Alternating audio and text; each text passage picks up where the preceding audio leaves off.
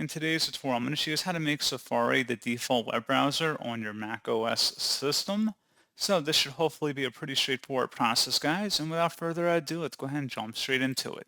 So all I have to do is select the Apple icon up in the menu bar and then select System Settings. On the left panel, you want to go down and select Desktop and Dock. And then on the right side, you want to scroll down underneath Widgets where it says Default Web Browser. Click inside this field and select Safari. And that is all you have to do.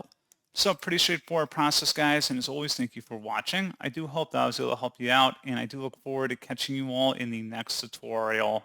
Goodbye.